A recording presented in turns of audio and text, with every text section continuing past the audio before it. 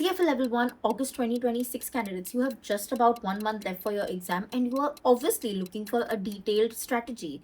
And I will obviously share it with you, so keep watching.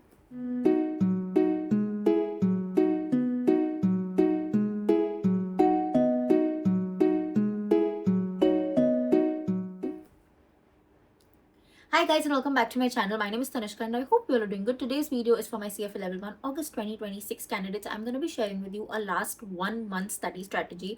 I'm going to talk about everything, the timelines, the number of mocks you should give, what should you focus on while giving mocks, how should you deal with subjects you're getting stuck with, revision plan, and a few more things. So make sure that you watch this video till the very end because every single point is very important. Okay, so let's get started. But before that, if you're new to this channel, then please take 1 second to the subscribe button. If you ever like my work even a teeny tiny bit, then please join the community by subscribing to the channel. And while you're at it, do not forget to hit the bell icon so that you're notified every time I post a new video. And for the very kind people who have already subscribed to the channel, thank you so much for joining me in my journey. I hope we stay together till the end of time. First of all, I am very sorry for this बालों का mess because ठीक हो नहीं रहा मुझसे and I have given it up. I've given up. Okay.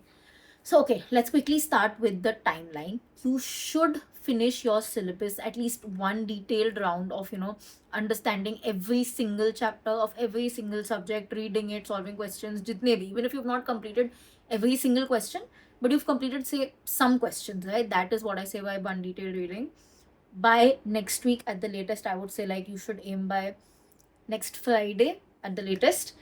If not, the max time that you should focus on is 1 month before your exam date. So whatever date you are giving the exam on August, so say 1 month backward testing karo for completion of one round of syllabus. Why do I say this is I feel you should have at least one full month for revision.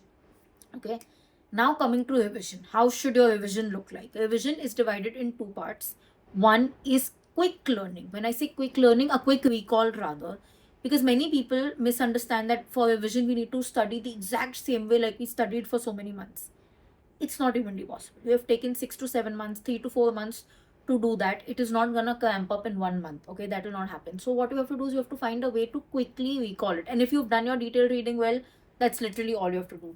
A quick recall could be watching visionary lectures on YouTube. There are many available. I'm not gonna take a name because those brands haven't paid me. I'm joking. It's not about the brands haven't paid me, but because I haven't personally used them. I think EdZeb has some. Many random teachers just post a video here and there, so you can check that. I have personally not used it, so I cannot recommend it or tell you that oh it's very good or very bad. But I've seen a lot of people use it. A lot of my clients use it. If you just need like a quick revision, it may help. Okay, so you can watch those. If you go for classes and they have revisionary lectures, you can just watch those. If your classes are not very lengthy, then you can just play it on like 1.5 or 2x and just quickly listen. If you've made excellent notes, you can just go through them. You can quickly read through Shweza like a quick glance. Any one of these. Don't end up doing all of these in 1 month. It's not possible. Any one of these or any form of like a quick recall. If you've made flashcards, if you've done, sometimes people just record their own videos. I've seen that as well.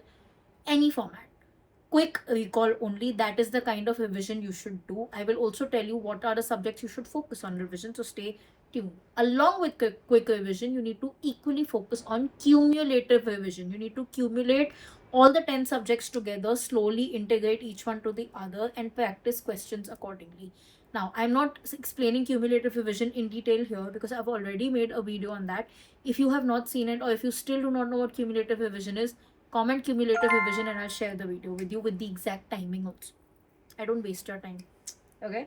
How to choose which subject to study first for revision? Best methods, two methods. Either you go by the subject you studied first or the subject you studied last, or if you feel like I might take a little longer time for revision, what if I do not complete the revision just by chance? In that case, go for the subject that you find the hardest to the subject that you find the easiest, because the easiest subject, if you're confident about it, by chance वो revise नहीं भी हुआ, you'll be like चलो कोई नहीं, but जो मुझे hard लगा मुझे एक बार देखने की नीड है वो हो जाए. So focus on those aspects. Okay, so that is how you decide your revision subjects. Now, one more thing, very important, it will be a part of your revision part only. Ethics has to be practiced every single day. This is an absolute non-negotiable. 10 questions of ethics every single day. If you have done FSA as your last subject, Please clap for yourself because amazing strategy. Please also solve 10 questions of FSA every single day. This is a bonus point. It just works amazing. Okay. Now, things that you should keep in mind before we go to mocks. In the last 1 month, your focus is not anymore in conceptual understanding. Whatever concepts you had to understand, it is done. वो last few months में हो चुका है. Last 1 month में उसकी जगह नहीं है, because at this point of time there's a lot of stress, there are a lot of things going on in your mind. You anyways will not be able to digest a new concept well.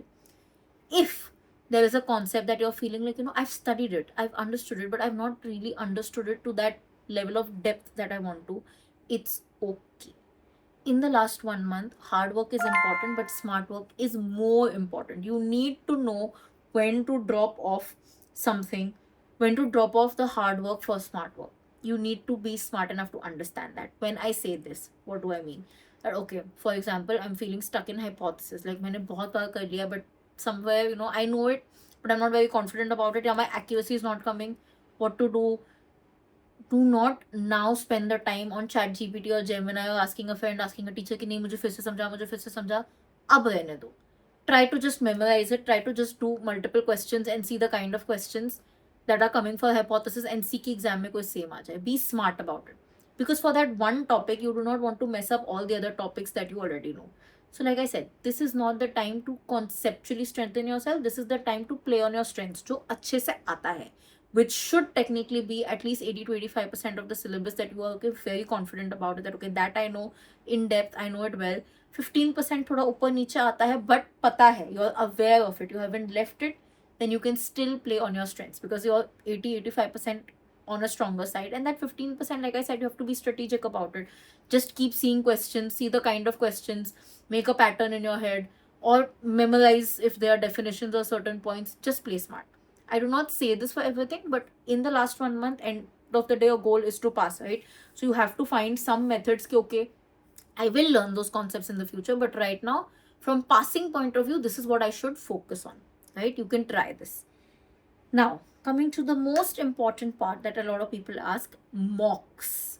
You should give at least 2 mocks by the institute, no matter which PEP provider you are going for.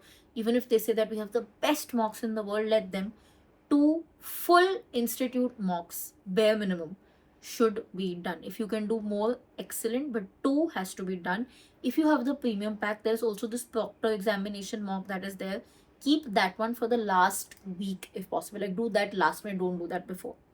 Now, when you are giving mocks, a focus that needs to be there is also on keeping your mind alert for that length of time. Because we live in a generation where our distraction is like this, right? People get distracted like this, sitting for 2 hours and 15 minutes in one place. Then after 30 minutes coming back and doing the same thing. I have seen it. I've seen people fail because they just get distracted. Even if they don't feel like they're getting distracted, the mind gets tired, जिसके वजह से silly mistakes होने लगती हैं, and that's the worst kind of failure to happen, right? So how should you give the mock? First of all, try to mirror your exam. If your exam is at 9 a.m., try your best that you're starting your mock by 9:30 at the latest. Sit for 2 hours 15 minutes. Even if you complete the mock before time, do not move. On the exam day, you can move if you complete it before time. But here, while giving the mock, force yourself to sit down for 2 hours 15 minutes. Just doing the paper. If it's done, check it, but still sit. You're training your mind to be focused for that long.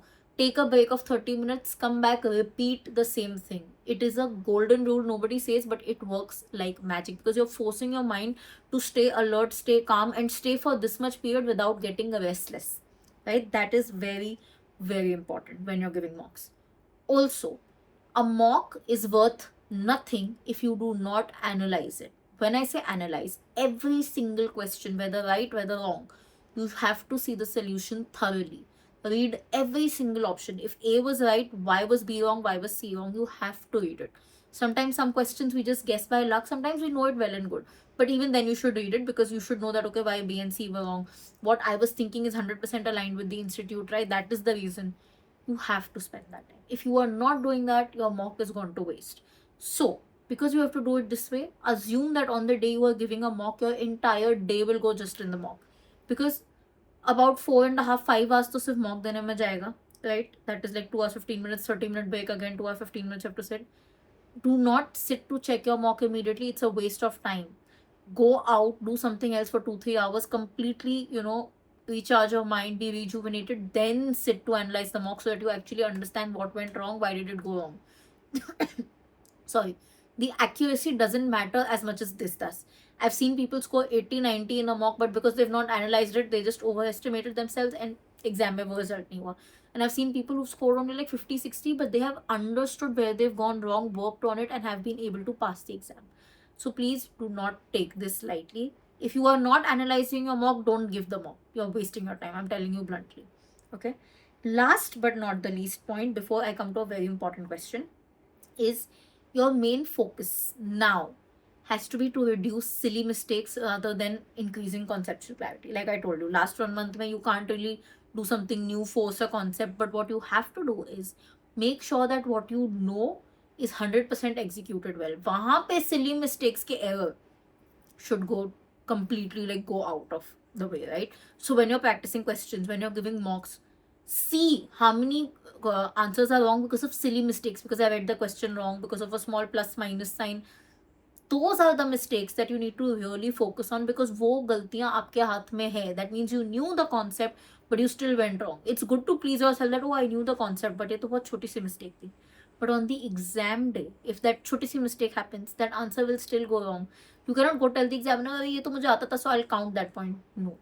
So please keep your focus on minimizing silly mistakes. And for that to minimize, your mind has to be fully alert, fully in place, fully focused. I know it's hard because, like I said, the last 1 month is all about anxiety, stress, but the entire exam, passing or failing, boils down to who can handle that stress, anxiety, etc., and still be calm. It's a very tricky blend that you have to focus on. Okay.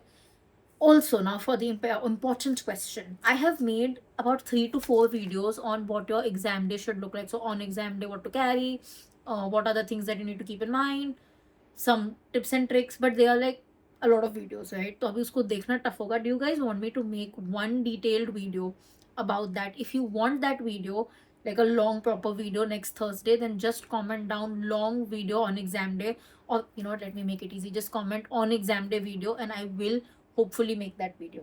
Okay, with that we've come to the end of this video.